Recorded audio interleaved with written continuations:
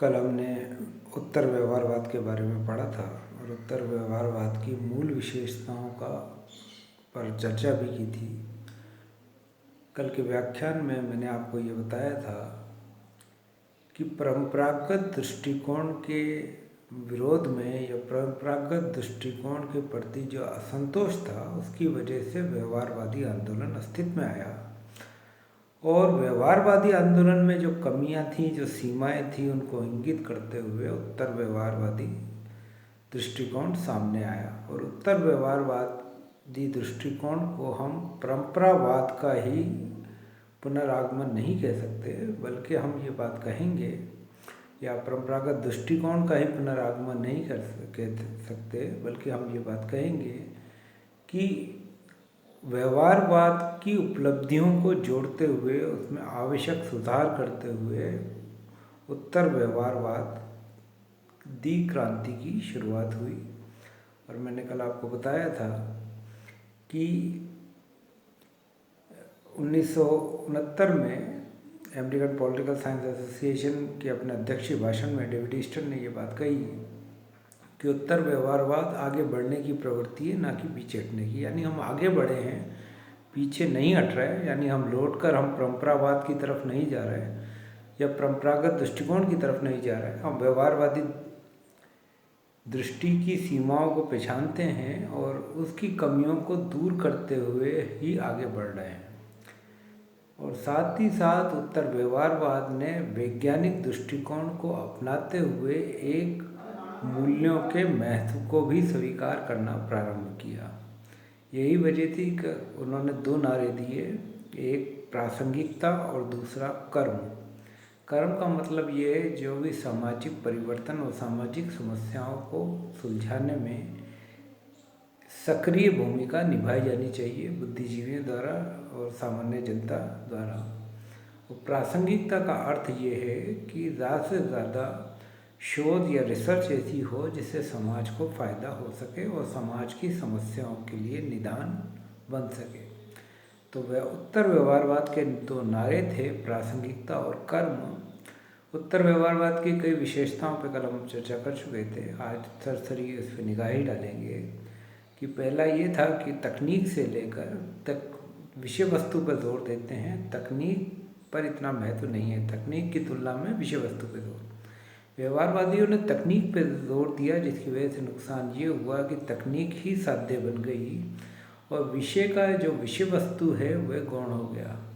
उत्तर व्यवहारवादी इसी कमी को दूर करते हैं। वे कहते हैं किसी भी विषय की विषय वस्तु पहले है और विषय वस्तु से ही ये निर्धारण होना चाहिए कि कौन सी तकनीक का प्रयोग किया जाएगा। तो इसलिए विषय वस्तु तकनीक से, विषय वस्तु का स्थान तकनीक से पहले है। दूसरा है सामाजिक परिवर्तन पर बल। व्यवहारवादियों पर यह आलोचना हुई व्यवहारवादियों की कि वो यथास्थितिवाद के समर्थक हैं और सामाजिक परिवर्तन में कोई अहम भूमिका नहीं निभाते। उत्तर व्यवहारवाद इस कमी को दूर करता है और वे कहते हैं कि सामाजिक परिवर्तन पर बल देते हैं और इसमें तीसरी चीज़ बुद्धिजीवियों की भूमिका को स्वीकार करते हैं। बुद्धिजीवी समाज का वह वर्ग होता है जो सार्वजनिक मुद्दों पर अपने मत रखता है स्पष्ट रूप से और सार्वजनिक मुद्दों पर विचार विमर्श या विमर्श करता है। तो बुद्धिजीवियों से भी समाज की एक अपेक्षा है। उत्तर व्यवहारवादी बुद्धिजीवियों की एक भूमिका को स्वीकार करते हैं कि बुद्धिजीवियों का उद्देश्य सिर्फ अपने विषय का अध्ययन और चिंतन ही नहीं होना चाहिए, बल्कि समाज की बुराइयों को या समाज की समस्याओं को सुलझाने में उनको एक सकारात्मक भूमिका भी निभाई जानी चाहिए। तो इस रूप में बुद्धिजीवियों की भूमिका है जो उत्तर व्यवहारवादी स्वीकार करते हैं। फिर है मूल्यों का महत्व। मूल्यों के महत्व पर हम चर्चा कर चुके थे कि व्यवहारवादी मूल्यों के महत्व को स्वीकार नहीं करते। वे राजनीति विज्ञान को प्राकृतिक विज्ञान की तरह बनाना चाहते हैं और वे मानते हैं कि किसी भी विषय का अध्ययन वस्तुनिष्ठ ढंग से किया जाए, मूल्यों से पृथक रह के किया जाए।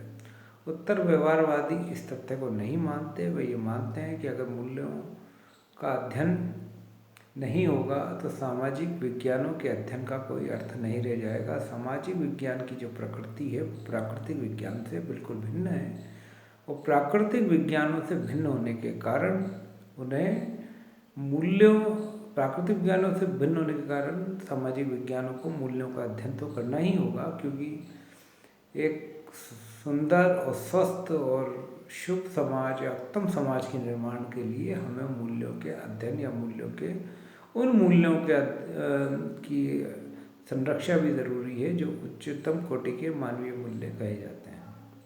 तो मूल्यों की एक महत्वपूर्ण भूमिका है। मूल्य सापेक्षतावाद या मूल्य मुक्तता की जो धारणा व्यवहारवादियों ने अपनाई थी वो उत्तर व्यवहारवादियों ने नकार दी। फिर आता है व्यवसाय का राजनीतिकरण। सामान्यतः हम ये मानते हैं कि जो व्यक्ति राजनीति के बारे में रुचि नहीं रखता वह तटस्थ दृष्टिकोण अपनाता है, और तटस्थता अपने आप में कोई बुराई नहीं है। सामान्यतः हम ये मानते हैं कोई व्यक्ति अगर राजनीति के बारे में तटस्थ है या ये कहता है मेरी राजनीति में कोई रुचि नहीं है। कई व्यवसाय के लोग जिनका राजनीति से सीधा कोई ताल्लुक नहीं है वे भी ये कहते हुए मिल जाएंगे कि राजनीति से के प्रति उनका दृष्टिकोण तटस्थ है।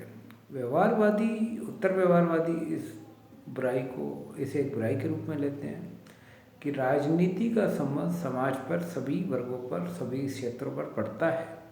अतः तटस्थता की अवधारणा को अस्वीकार किया और साथ ही साथ ये कहा कि जनता की एक सक्रिय भूमिका होनी चाहिए राजनीतिक विषयों में। ये बात लोकतंत्र से लेकर जितनी भी शासन प्रणाली उस पर लागू होती है कि एक सक्रिय भूमिका होनी चाहिए। व्यक्ति को राजनीति के प्रति तटस्थ नहीं होना चाहिए कि राजनीति के प्रति तटस्थता समाज और राजनीति को एक अंधेरे दिशा की ओर ले जाएगी, क्योंकि जनता जितना ज़्यादा सक्रिय होगी, जितने ज़्यादा सक्षम रूप से राजनीतिक मामलों में भागीदारी करेगी, उतना ही ज़्यादा शासन नियंत्रित और नियमित रहेगा। अगर जनता का एक बड़ा भाग राजनीति के प्रति तटस्थता या उदासीनता अपना लेगा तो राजनेता या राजनीति के निरंकुश होने की संभावनाएं भी बनी रहेंगी। तो सभी उत्तर व्यवहारवादी मानते हैं कि सभी व्यवसायों का राजनीतिकरण होना चाहिए और व्यक्ति एक सक्रिय और सक्षम भूमिका निभानी चाहिए राजनीतिक मुद्दों के संदर्भ में। फिर एक और आता है कि राजनीति की क्रूर यथार्थताओं के प्रति सचेतता। कि राजनीति की जो क्रूर, सिर्फ हम आदर्शों की बात ना करें बल्कि राजनीति की जो क्रूर यथार्थता है उसका भी हम अध्ययन करें और उसके प्रति सचेत बने रहें।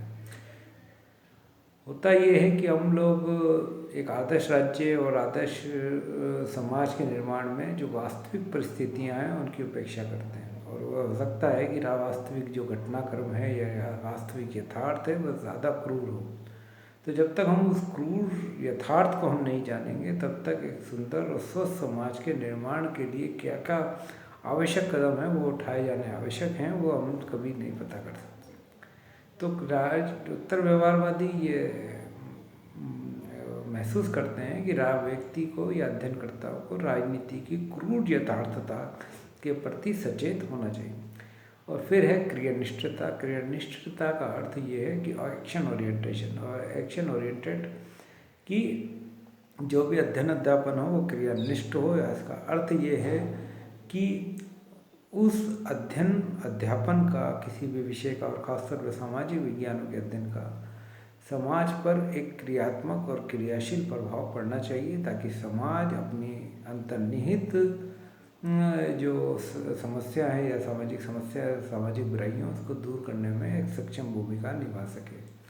तो क्रियानिष्ठता एक आवश्यक तत्व है उत्तर व्यवहारवाद के लिए, कि सिर्फ विशुद्ध वैज्ञानिक दृष्टिकोण अपनाने से कोई अर्थ नहीं हो सकता, जहाँ पर हम सिर्फ यही मान लें कि हम किसी विषय को समझना ही अपने आप में पर्याप्त है, उसकी सामाजिक प्रासंगिकता कोई मायने नहीं रखती, बल्कि हमें क्रियानिष्ठ होना पड़ेगा। सामाजिक समस्याओं के बारे में इसको सुलझाने में ज़्यादा से ज़्यादा एक सक्षम और सक्रिय भूमिका निभानी होगी। तो ये उत्तर व्यवहारवाद के प्रमुख लक्षण थे। उत्तर व्यवहारवाद एक आंदोलन के रूप में व्यवहारवाद के बाद अस्तित्व में आया और इसने परंपरावाद की अच्छाइयों को भी शामिल करते हुए व्यवहारवाद में कई आवश्यक सुधार किए। इस तरह उत्तर व्यवहारवाद व्यवहारवाद का एक संशोधित और परिष्कृत रूप के रूप में सामने आया।